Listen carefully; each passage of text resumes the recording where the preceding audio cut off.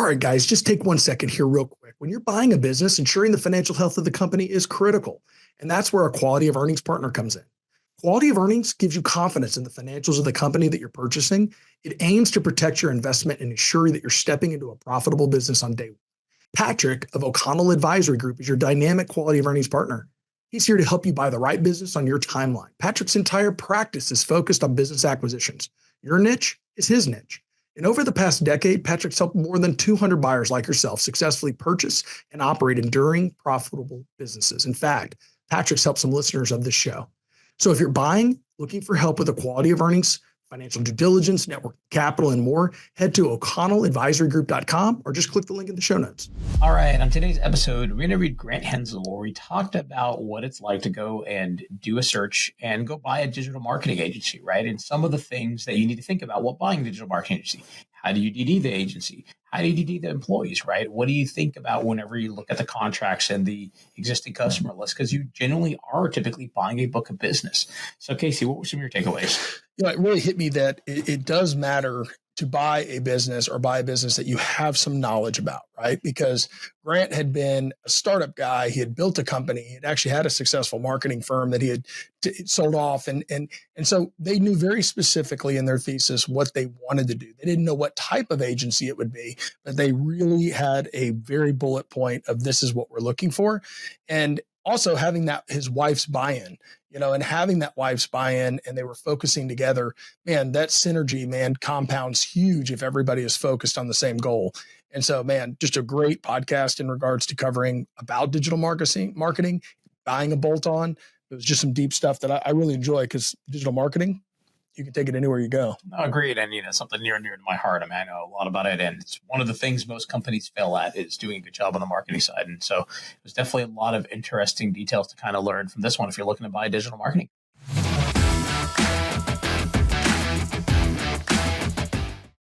Hey guys, go ahead and just pause the podcast for a second. When you're buying a business, you need to ensure the financial health of the company. The quality of earnings is mission critical. It doesn't matter what size business you're buying. Patrick O'Connell Advisory Group, they're dynamic. They do a great job. They're going to look over your shoulder. They're going to make sure that you're doing the right thing. And this guy's done over 200 buyers successfully, just like you. So reach out to him. And it's o'connelladvisorygroup.com. Click the link in our show notes. Can't live without them. Hey, Grant, welcome to the show. Hey, thanks for having me. No problem. So we got some big news, man. I guess last year you made it happen. You conquered one of the big feats of what everybody in the ETA world wants to do. So why don't you jump in? Tell us about yourself and tell us about it. Yeah, no, we acquired a business last year, which was fantastic. And my background had basically been being an entrepreneur. I started businesses 10 times. 2 got acquired in small transactions, 7 totally failed. And one did well, which is a digital marketing agency called Nonprofit Megaphone. And then my wife was working for Boston Consulting Group and wanted to have more ownership over what she was doing. And so we did a weird hybrid where I searched and we found a business to buy, which we then acquired. And now she runs, which does search engine optimization for personal injury attorneys, which has been a ton of fun. Oh, wow. She actually did a so bolt-on. Niche. Yeah. It's right in that pocket. Yeah. And you know the space. You've been there before. Very nice. So we'll get to that here in a second. So really quick, how long, whenever you started the search, right, you did a very traditional search. Did you raise a search fund? And, what was your thesis maybe at the beginning, right, whenever you started this? And then kind of, how long did it take you to get there? And where did you land? Yeah. So we did a self-funded search. It took about 9 months, frankly, just because I think we got lucky. It could have easily taken much longer, but we submitted 4 LOIs, 3 were accepted, 2 fell apart in diligence, and then 1 actually closed. So not too long in the grand scheme of things. And how, I guess, what were the source of those deals, right? So you got to 4 LOIs, which is a lot to begin with. So how are you finding your deals? And what was the thesis that you were looking at initially? You didn't answer that part of it. Yeah. So initial thesis was we were pretty open at the beginning. We just said we want something that has a fully remote team and is service oriented. And that narrows it down wildly. Or not that much. Doesn't narrow it down that much at all. As we went through, we eventually realized this is going to be a pretty big swing for us. And so we'd like to do something that is within a universe that we have some experience. And so we're eventually like, let's do specifically a marketing agency. Because I had run one for 9 years at that point, and we felt like at least we'll know the obvious mistakes that could be made in buying another marketing agency. But so quick question before we jump into that too. We'll keep deep diving here, but so you were an entrepreneur. So you've started the businesses from ground up. You said you did 10. And so what was it that made you go, hey, I'm going to get in the acquisition stuff? Like what was that trigger that said, I'm doing this? I went to Booth. I did an MBA just for no reason, just because I'm a nerd, but met a lot of people who were doing the ETA thing, learned a lot about the traditional model, not actually as much about self-funded. We ended up doing self-funded and loved that approach. But it's basically just the logic of sometimes it is easier to buy than build from the ground up. And we see that in my own, because we bought a business and then I've invested in like 11 transactions personally of other people buying businesses. And the success rate there is so much dramatically higher than my own success rate starting. It's just hilarious. And so that was we love being business owners, and it doesn't have to have been something that we started from the ground up. No, I mean, statistically, right, it's in your favor. I mean, you get past just getting the business going and validating the thesis, and it's really more about refining, right? Like going from 0 to 1 is very different than going from 1 to 2. Different skill sets, different level of risk, and obviously different level of reward too. Absolutely. Yeah. But I guess, so how were you finding those businesses? Yes. So we were finding them, interestingly, through brokers. At the beginning, I'd never seen transactions before. So it's like, let's just look at some broker deals and get some reps in. And that ended up actually working out well. All 4 of them were through various brokers. And interestingly, hilariously, the business we actually ended up buying was listed on Flippa, which is like a marketplace for sort of like crappy e-commerce websites. But there were also occasionally like very legitimate businesses. I look at Flippa once a month. We know the CEO. We had him actually at our Houston conference last year, so I had a good time with him. He's a really good guy. It's a good platform. It's like it's more legit than people appreciate. I actually interviewed him on the podcast too, so yeah, you should definitely listen to that one to hear more. I remember Flippa first came out 15 years ago. I used to be an internet junkie all over the place, and so it's a good platform, and it's very much perfect for those digital marketing online type of businesses. Yeah, and we've been looking, because one of the things that we talked about at the conference was, having some of these digital attributes, Facebook, social media, things that are out there that you can buy that could aggregate for your actual business. And so just looking and saying, hey, does that make sense? Because, there's all kinds of crazy stuff out there, but you start looking and dialing it in, and it's kind of neat to see the different opportunities. So is that where you found this, or did you find it through a broker? So we found it it was listed on Flippa. It had a broker. And so we'll call that brokered for the purposes of this, but through Flippa. Yeah. And then I guess, what was the asking price, and then how did due diligence go, and where'd you ultimately land? So the asking price was 2 times earnings on $1 million of earnings. And we ended up landing there. We thought that was reasonable. The business 2 times is on the lower end for a business of that size. The business had no meaningful sales and marketing engine at the time of acquisition. It was just based on referrals and sort of the owner's network. And so we felt like that multiple is actually reasonable. The seller, we really ended up bonding with the seller. He ended up turning down higher offers because he thought we'd be a better steward of the team going forward. And what was the seller selling? Very good. Yeah, nicest guy. Why was he selling? Oh, he was selling out of a desire to retire, which is, the most classic. The funny thing, though, is that he's not a super old guy. Like he's, not very old at all. But interestingly, because I chatted with the team during diligence, I went and met lots of them in person. But I was like, is it a surprise that the seller is retiring? And they're like, nope. He told us for years that like at this specific age, that was when he wanted to retire. And here we are. We're at that age, and we're wrapping this party up. He just had a 3rd young child and wanted to spend more time with him. And anyway, it was, worked out. Very nice. So 4 LOIs, right? So did you put in 4 offers? Yeah. I mean, all of them digital marketing. All digital marketing.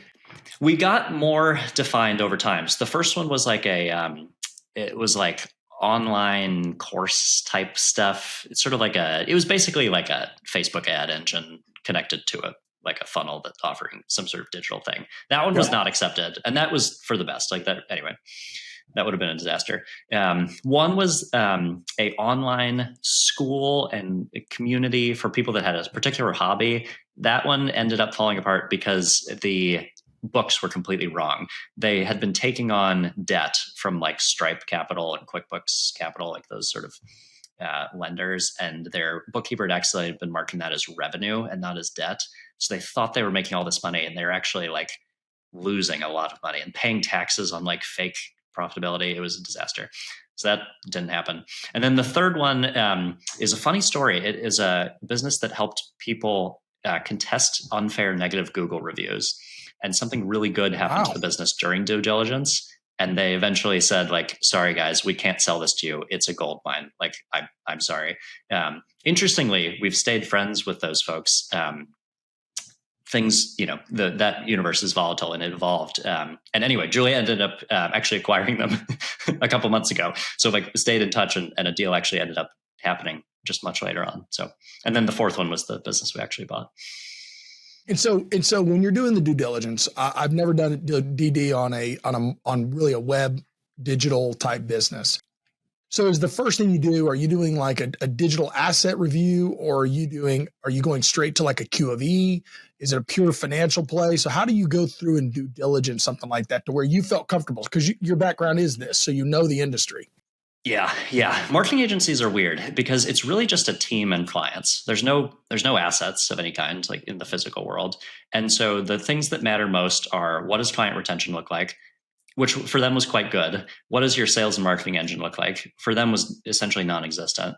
And what does your team caliber and retention and talent look like? I was actually able to meet everyone on the team prior to close, which was super nice to the seller. And that gave us a lot of confidence. Or all over the country? All over the world, interestingly.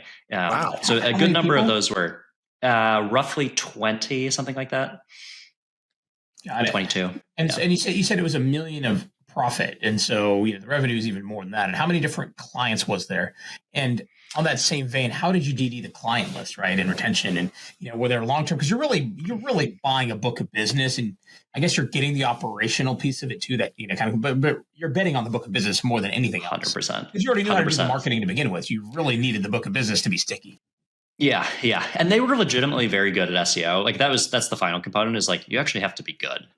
It's very easy to have a marketing agency that doesn't actually do anything. Sure. And the clients just churn. But they were actually doing good, like getting great results. So the way we got comfortable with client retention is that essentially all of the clients signed new go forward contracts with us as the new entity prior to close that just became effective on the close date. So we knew 100% of the clients were aware of the transition, were comfortable with it, had been talked about. That was one of your requirements, right? Yeah. The seller was kind enough to like be very comfortable with that, but yes, and absolutely. Those 1-year contracts, was there an out for those people? I mean, how did you they had outs. Protect yourself? They all have like 30 or 60 day outs. And so at the end of the day, in all forms of marketing agencies, you live by the sword and you die by the sword. If you're doing a good job, people are probably going to retain you. And if you're not, there's nothing you could possibly do to keep them. But we just wanted to, we knew that the results were good, and we just didn't want the shock of a change of ownership and, and the seller backing away to create issues. And we wanted everyone to know, like, to feel like they knew about it before it actually happens, that it was less of a. Yeah, you can already gauge if you're going to have some attrition or not, right? The plan will totally. work. So it's a digital marketing company and you said specifically for which industry? Specifically personal injury attorneys. So very local oriented and very competitive. It's probably one of the most competitive landscapes in all of search. And they didn't have a marketing engine for themselves, but they were providing marketing engines for the personal attorneys. And it sounds like both SEO and ads, right? It's not just one of the other. SEO and also what's called LSAs, local services ads, not traditional like Google PPC, but highly, very SEO focused. How many different customers was it? It was a couple dozen. They've grown since then. I'm trying to remember. It was probably on the order of like 25 or 30. It's a manageable amount to go to have a conversation with every single one of them and just tell, hey, here's who we are. Here's what's going on. And they're attorneys, so they understand. Like, that's another thing. These are not. Yeah, that's actually. They understand contracts, so they're like, of course. Are you going to keep everything the same? Yes. Is it the same people? Yes. I mean, I imagine. Out? Yes. Yeah. Yes. Totally. Yeah. Cool. Yeah. It's a sophisticated client base, which is cool. Yeah. So you do diligence, you looked at those basic key factors. Now, I'm sure you and your wife were sitting at home going, hey, here's how we grow this business, right? So before you closed, I imagine you had already seen a lot of enhancement stuff that you can do, right? So what were those and how quickly did you implement them? Because sometimes when you take over a business, you don't want to change much, right? You want to give it some time. So when did all that start to happen? The two biggest things we focused on were sales and marketing, standing up an engine to do that, and then implementing what's called EOS, the Entrepreneurial Operating System, which is sort of like a framework for, you guys I'm sure have heard of it, for running businesses. Both of those started pretty soon after close. And yeah, because like a week after close, we got the leadership team all together in person. I came for that one. Julia obviously was there, and introduced them to this concept of EOS, which was massively helpful in the marketing agency I'd started back in the day. And so we sort of shared how impactful that was and started rolling that out. And then Julia started doing sales and marketing very soon. It's highly conference driven in this particular landscape. Lots of professional development and like continuing education is required for attorneys. And so they have all these conferences, and you just have lots of opportunities as a vendor to bond with people at conferences. So Julia They weren't doing any of that. Nothing. No, nothing at all. No marketing of any form had been attempted. And really quick, how did you guys take down the deal? Like, so was it you guys brought the cash? Did you guys finance part of it? Was there seller carry? I mean, how did y'all structure that? Yeah, and how do you protect yourself, right? Was there an earnout component? Yeah, cash and seller note were the two components. We did not, it's a long story. We basically did not want to do an SBA loan, and it wouldn't have been eligible because the owner was not in the United States. And so like all the clients were, but the owner was not. So it wasn't SBA eligible. And so we had to be creative, but we were fortunate to be able to make a meaningful sort of equity down payment on the business. And then the rest was just seller financing, which was good for alignment as well. Like we always very good for alignment. I mean, especially in digital marketing, the biggest fear is that book leaves. And so, totally, especially in that kind of scenario, there's not a lot of recourse if you stop paying that note on that seller that's in another country. So his incentive is that the business stays healthy. So that actually works in your favor to not have him here in the U.S. So Grant, one of the things, so as I go out and I look for businesses and I meet with owners, I like to get belly to belly. I like to meet them in person. So this guy is out of the country. Yes. So did you do most of your meetings like this on digital? No, so we met digitally through Flippa, had I think 2 Zoom conversations, and then I think it was just after. I don't know. I booked time to travel to him in person like immediately. What country are we talking about it? Europe, or are we talking like Europe? Yeah, Europe. Yeah, Romania specifically, which is a wonderful country. All of the freaking digital marketing people are Romania or Belarus, one of the border countries. It's ridiculous. Totally. There's a good talent pool. Yeah. So we talked once and then twice, and then I think I was in Romania and spent a week with him and met the team the week after that. Nice. Very nice. All right. So now, so due diligence, we get it closed. This was a year ago, right? So you start implementing EOS in that first probably 90 days. And then you start hitting the sales and marketing stuff. Do you start to see like immediate impact from the sales and marketing? Is it something that's more of a long tail, or definitely takes time? Yeah. And giving credit where it's due. All of this is not me. It's my wife. And I'm sort of being helpful a little bit in the sidelines, but it's 95% her.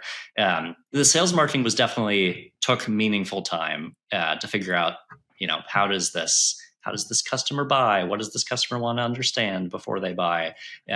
Julia did not have an SEO background. She'd been a consultant at Boston Consulting Group, which is very, high intensity. The client pays you $1 million a week for a small team. So like she's used to delivering at a high level, but didn't have deep SEO knowledge. And so those things built up. She basically built up relationships, built up SEO knowledge, built up reps. And it was a meaningful number of months before like the first new client was signed from sort of proactive sales and marketing efforts. And then, momentum starts to build after that. Okay. So then I guess speaking of momentum, so you're into it a little over a year, how I guess, how does attrition look like on the existing customer base, and how many new customers have you brought on? Right, what's been the growth been like? Yeah, it's been good. So the our basically target was to keep the business like at least flat, because we knew there's going to be some attrition. It's just going to happen. And you knew if you kept it for 2 years, you're in the money on your investment. Right? Totally. Totally. Yeah. So it's like, okay. And so that ended up happening. So because year one ended at the end of June, this past June. So I guess we're like 16 months in or something, whatever that is. And so year one was slightly better actually than projected. So that was wonderful.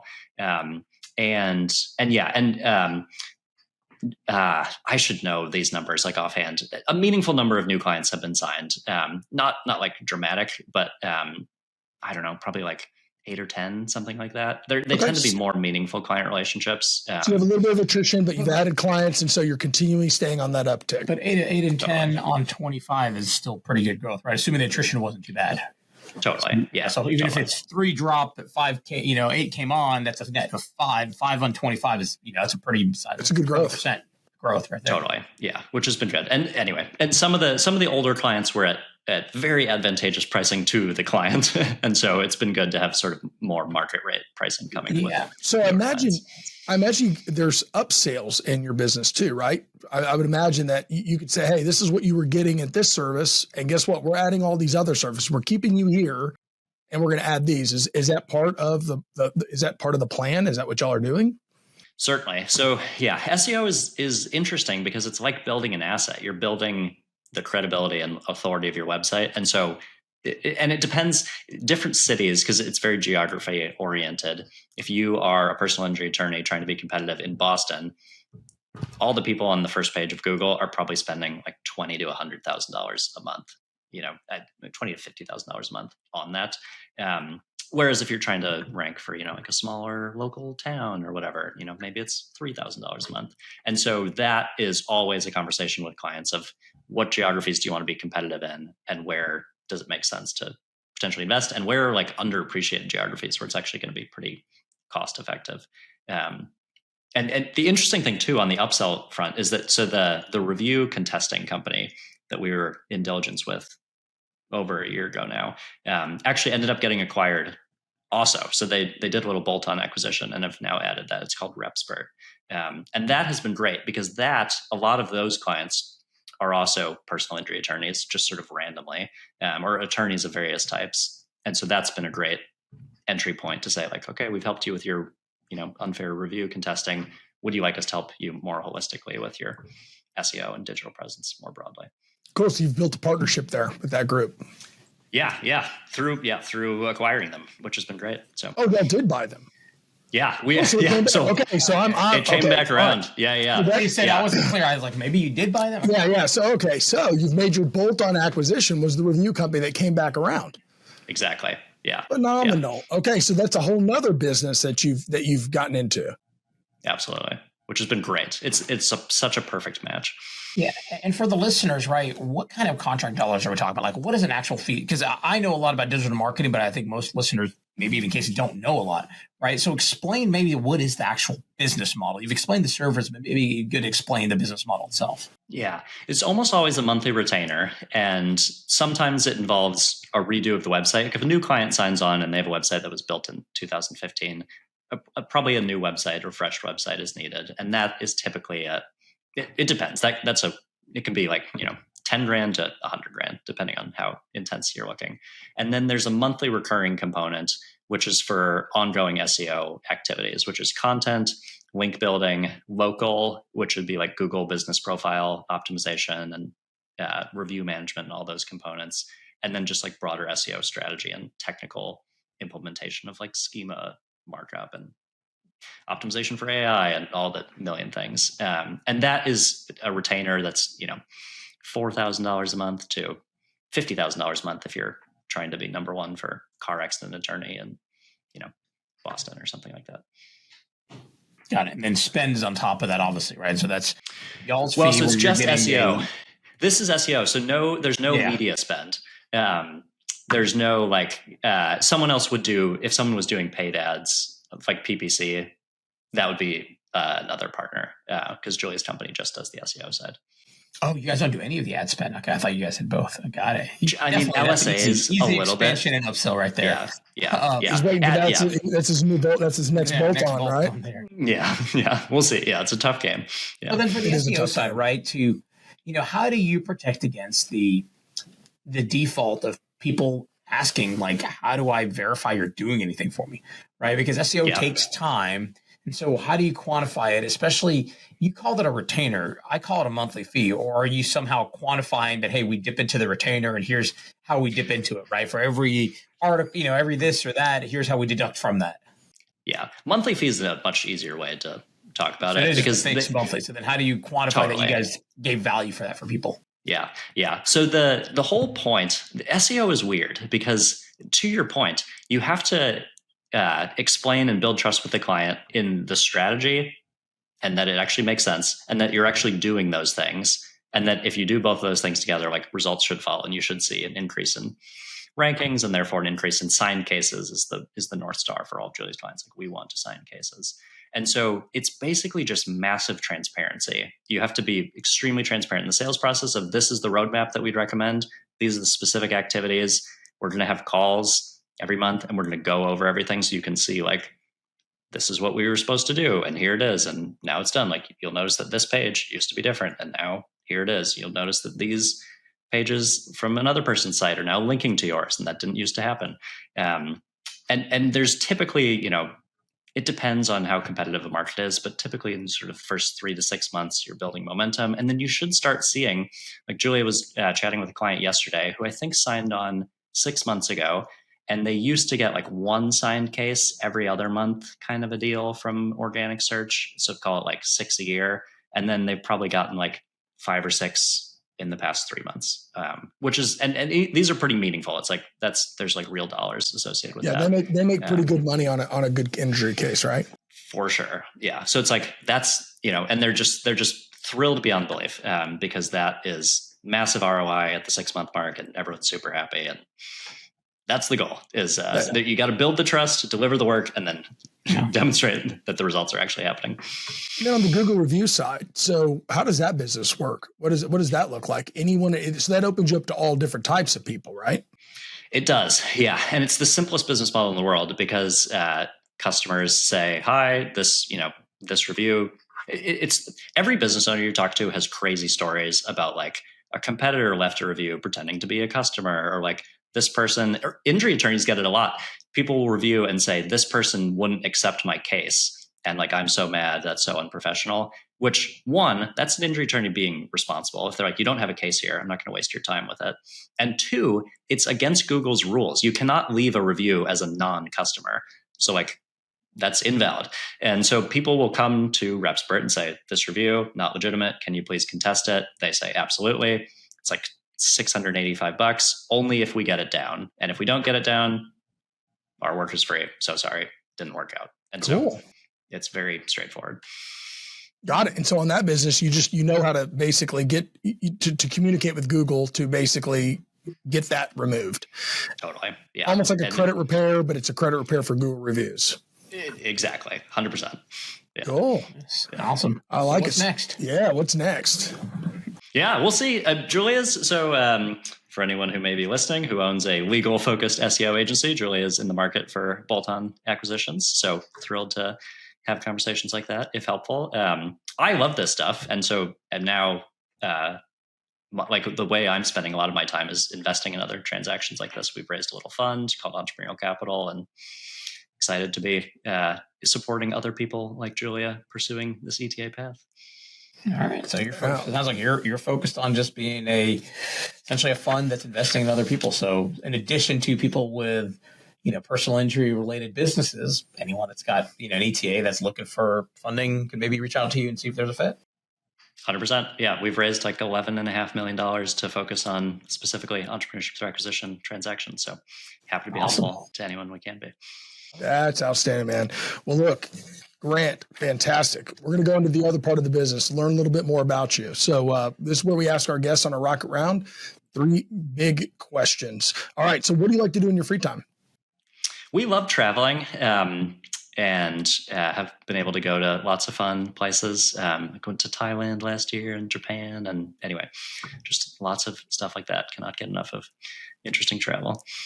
All right. Next question. Most memorable moment of your business journey?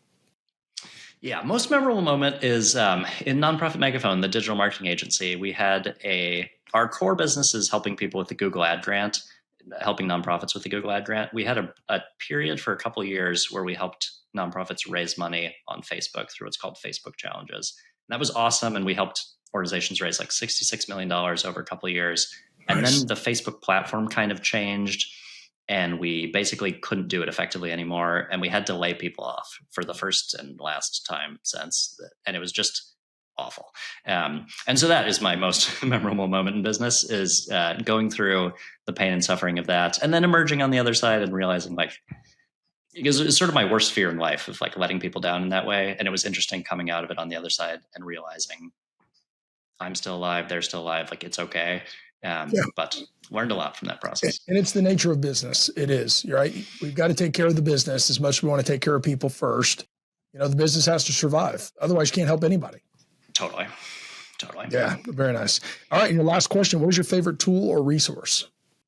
I love EOS. Like the Traction book, I think is great. There's Get a Grip, which is like a story version of all the content in Traction. And anyway, it's just like been life-changing for me and for Julia's business, and cannot say enough good things about the whole EOS. Yeah, that's valuable. I mean, we use the pinnacle flavor of EOS because there was a whole EOS itself, the business got acquired, and then there's this whole fallout. And I guess there's a sister version of Pinnacle. So that's kind of what we have rolled out. And we had our coach here 2 weeks ago. So we do quarterlies and have an annual coming up in November. So love it. That's very nice. All right, Grant, how can our guests get a hold of you? I am on LinkedIn, just Grant Hensel, and Twitter/X, also just Grant Hensel. And happy to chat or connect with anyone. Happy to be helpful. Yeah, it looks like you're looking for some good deals. So people will definitely want to reach out to you. Great. We'll also put that in our show notes so people can get a hold of you. Sounds great. Awesome. Grant, thank you so much for spending this afternoon to you. Thank you. Congratulations to y'all's success. It's really exciting. Thanks, guys. Yeah, great to chat. Thank you.